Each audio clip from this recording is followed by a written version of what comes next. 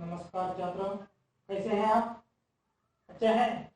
मैं समझता हूँ आप सब लोग अच्छे हैं, तो कोई बात नहीं। अब देखिए, मैं आज आप लोगों के लिए एक छोटा सा वीडियो भेज दूंगा हिंदी व्याकरण के बारे में। आज मैं आप लोगों के लिए एक वीडियो भेज दूंगा। वीडियो को ध्यान से देखिए और वीडियो में सुनिए। आपके मन में कोई प्रश्न होता है तो पूछ लीजिए, कोई बात नहीं। ओके, देखिए, आज मैं हिंदी व्याकरण में वर्णमाला के बारे में आप लोगों को समझाने की जरूरत नहीं है, क्योंकि आप लोगों को वर्णमाला आता है। वर्णमाला में स्वराक्षर, व्यंजनाक्षर, हलंताक्षर के बारे में आते हैं और बाराक्षरी के बारे में आते हैं, और गिनतियां भी आप लोगों ने सीख ली है। मैं 1 से लेकर 50 तक गिनतियां आप लोगों को लिखा आया था, इसीलिए गिनतियां के बारे में आप जानते हैं। तो वर्णमाला, बाराक्षरी, हलंताक्षर और गिनतियां के भाग में आता है हिंदी व्याकरण में सबसे पहले शब्द। तो शब्द किसे कहते हैं? अंग्रेजी में तो वर्ड कहते हैं, तो शब्द किसे कहते हैं? आप लोगों को मालूम है तो याद कीजिए, शब्द किसे कहते हैं। ओके, तो मैं डेफिनेशन बताऊंगा। शब्द का अर्थ होता है, ध्वनि भी कह सकते हैं, इसीलिए हम शब्द को पद कहते हैं। शब्द के लिए कोई अर्थ नहीं होता, ध्वनि के लिए कोई अर्थ नहीं होता, इसीलिए हम शब्द को पद भी कह सकते हैं। तो पद किसे कहते हैं अथवा शब्द किसे कहते हैं? जो सार्थक अक्षरों के अर्थपूर्ण समूह को शब्द या पद कहते हैं। फिर से बताऊंगा, जो सार्थक अक्षरों के अर्थपूर्ण समूह को शब्द कहते हैं। अर्थपूर्ण अक्षरों के समूह हो जाना वहां पर। देखिए, यहाँ पर अक्षरों के समूह में मैं यहाँ पर एक शब्द लिखा हूं, ने, का, शा। ये भी एक अक्षरों के समूह है, इसके लिए कोई अर्थ नहीं होता। समझ गए? देखिए, इसे ऐसे लिख सकते हैं, गा, ने, श, गणेश, वैसे लिख सकते हैं। देखिए, इसमें कोई अर्थ नहीं है, यहाँ पर अर्थ है। ये भी अक्षरों का समूह है, इसमें कोई अर्थ नहीं है, इसे पद नहीं कहते हम लोग। जो अक्षरों के समूह हो जाना चाहिए और उसमें एक स्पष्ट रूप से अर्थ होना चाहिए। समझ गए? फिर एक और हमें देखिए, यहाँ पर प, ल, गो, ये भी अक्षरों का समूह है, इसमें कोई अर्थ नहीं होता, इसलिए इसको पद नहीं कह सकते हम। इसे देखिए, ऐसे लिख सकते हैं, गो, प, ल, गोपाल, वैसे लिख सकते हैं। समझ गए? शब्द का अर्थ है, अक्षरों का समूह होना है और उस समूह में एक स्पष्ट रूप से अर्थ होना चाहिए। समझ गए? और कावेरी, कमल जैसे हम शब्द लिख सकते हैं। आप कोई भी शब्द उदाहरण के लिए दे सकते हैं, अपना नाम भी हो, अपना गांव का नाम भी हो, एक स्थल का या वस्तु का नाम हो, ये सभी शब्द कह सकते हैं। मालूम हो शब्द के बारे में? ओके, शब्द के बाद में आता है वाक्य। देखिए, वाक्य किसे कहते हैं? तो अंग्रेजी में वाक्य को सेंटेंस कहते हैं। वाक्य किसे कहते हैं? आप लोगों को पिछले कक्षा में मैं लिखा आया था, आप लोग पढ़े हैं, याद है तो याद कीजिए। वाक्य किसे कहते हैं मैं डेफिनेशन बताऊंगा आपको, सुनिए। जो सार्थक शब्दों के अर्थपूर्ण समूह को वाक्य कहते हैं। जो सार्थक शब्दों के अर्थपूर्ण समूह को वाक्य कहते हैं। जो उसमें शब्द होना चाहिए, शब्दों का समूह होना चाहिए, उन समूह में एक अर्थ भी होना चाहिए, स्पष्ट रूप से अर्थ भी होना चाहिए। मैं यहाँ पर एक वाक्य लिखा हूं उदाहरण के लिए। देखिए, राधा पढ़ रही है, एक सरल वाक्य है। राजू खेल रहा है, ये भी वाक्य है। ऐसे अनेक वाक्य आप उदाहरण के लिए दे सकते हैं। समझ गए? वाक्य में शब्दों के समूह होता है, उन समूह से एक स्पष्ट रूप से अर्थ होना चाहिए। समझ गए वाक्य के बारे में? मालूम हो गए? ओके, कोई बात नहीं। वाक्य के भाग में आता है संज्ञा। संज्ञा को अंग्रेजी में नाउन कहते हैं। तो संज्ञा किसे कहते हैं? याद है तो याद कीजिए, संज्ञा किसे कहते हैं? देखिए, डेफिनेशन मैं यहाँ पर लिखा हूं, किसी व्यक्ति, वस्तु, स्थल या भावसूचक शब्दों को संज्ञा कहते हैं। समझ गए?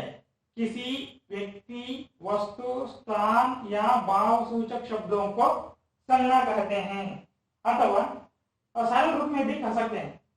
हिंदी भाषा में नामसूची शब्दों को संज्ञा कहते हैं, बस वैसे भी लिख सकते हैं। नामसूची शब्दों को संज्ञा कहते हैं, वैसे भी लिख सकते हैं। उदाहरण के लिए आप कोई भी शब्द कह सकते हैं। देखिए यहाँ पर मैं उदाहरण के लिए लिखा हूँ किताब, फूल, बेंगलोर, कमल, रवि, बचपन जैसे उदाहरण मैं यहाँ पर लिखा हूँ। अपना नाम भी एक संज्ञा शब्द है। अपना गांव, अपना स्थल का नाम भी संज्ञा शब्द है। अपने पास रखे हुए वस्तुओं का नाम भी संज्ञा शब्द होता है। समझ गए? मैं यहाँ पर एक शब्द लिखा हूँ बचपन, ये एक भावसूची शब्द है। बचपन, बुढ़ापन, ईमानदारी जैसे शब्द भाव, उस शब्द में जो भाव है उनको सूचित करने वाले शब्दों को भावसूची संज्ञा शब्द कहते हैं। समझ गए? संज्ञा में तो अलग अलग प्रकार होते हैं, इसके बारे में आपको जानने की जरूरत नहीं है। एक बेसिक ग्रामर तो 6वीं कक्षा से लेकर 10वीं कक्षा तक आता है। आप लोग पीयू में जाते हैं, पीयू पढ़ने के लिए जाते हैं, तब उनकी प्रकारों के बारे में जानने की जरूरत होती है। अब उनकी जरूरत कोई नहीं है, इसीलिए सिर्फ आप संज्ञा के बारे में जानिए। संज्ञा किसे कहते हैं? उदाहरण, बस। समझ गए? संज्ञा तो व्यक्तियों के नाम होता है, वस्तुओं का नाम होता है या स्थल का नाम होता है और भावों का नाम होते हैं। समझ गए? उदाहरण के लिए आप कोई भी वस्तु या भाव सूची शब्दों को या स्थान का या स्थल का नाम लिख सकते हैं। संज्ञा के बारे में समझ गए? ओके। बाहर में देखिए सर्वनाम। सर्वनाम तो अंग्रेजी में प्रोनाउन कहते हैं। तो अब बताइए सर्वनाम किसे कहते हैं? याद है तो याद कीजिए, सर्वनाम किसे कहते हैं। मैं पिछली कक्षा में संज्ञा के बारे में, सर्वनाम के बारे में, विशेषण और कर्ता पद, क्रियापद के बारे में मैं समझाया था, नोट्स में भी लिखवाया था। समझ गए? देखिए डेफिनेशन यहाँ पर देखिए सर्वनाम के बारे में। संज्ञा के स्थान पर उपयोग करने वाले शब्दों को सर्वनाम कहते हैं। जो वाक्य में संज्ञा पद होते हैं उन स्थान पर उपयोग करने वाले शब्दों को सर्वनाम कहते हैं। संज्ञा के स्थान पर कोई भी दूसरा शब्द उपयोग करते हैं या इस्तेमाल करते हैं, उन शब्दों को सर्वनाम कहते हैं। समझ गए? उदाहरण के लिए देखिए, सर्वनाम के लिए उदाहरण यह, वह, वे, ये, आप, तुम, कौन और बहुत सारे उदाहरण दे सकते हैं। संज्ञा के स्थान पर हम किस तरह सर्वनाम को उपयोग करते हैं? देखिए यहाँ पर राधा पढ़ रही है, एक वाक्य है। देखिए राधा पढ़ रही है एक सरल वाक्य है।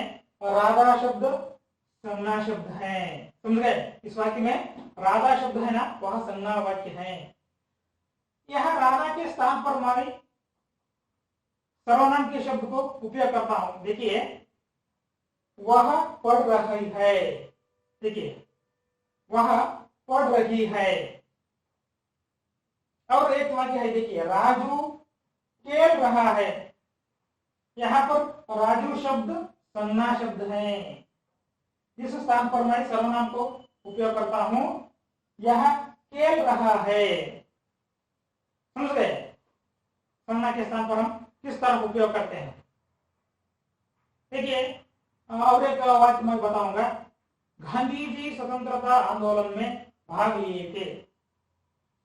गांधी जी स्वतंत्रता आंदोलन में भाग लिए थे।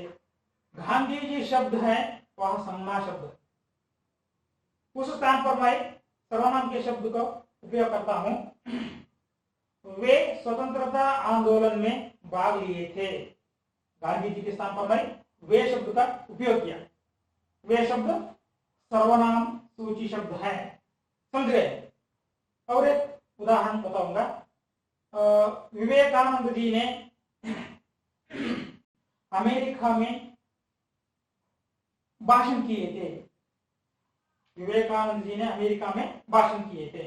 विवेकानंद शब्द सर्वनाम सूची शब्द है, वहां पर मैं वे शब्द को उपयोग करता हूं। वे अमेरिका में भाषण किए थे, वे अमेरिका में भाषण किए थे। वे शब्द को क्यों इस्तेमाल करता हूं? वहां पर वे शब्द है, वह बहुवचन शब्द है, गौरव सूचक शब्द है। गांधी जी को हम राष्ट्रपिता कहते हैं, स्वामी विवेकानंद जी महान व्यक्ति थे, इसीलिए एक व्यक्ति होने पर भी मैं बहुवचन शब्द को वहां पर उपयोग किया था। समझ गए? ये तो आप लोगों के लिए बेसिक ग्रामर है। शब्द, वाक्य, संज्ञा और सर्वनाम के बारे में आप इस वीडियो में देखे हैं, सुने हैं। इस वीडियो में कोई प्रश्न है तो आप मुझे पूछ सकते हैं। ओके, अगले वीडियो में मैं आपके पाठ्य पुस्तक से पहली कविता होता है, उस कविताओं को समझाऊंगा। समझ गए? थैंक यू, धन्यवाद।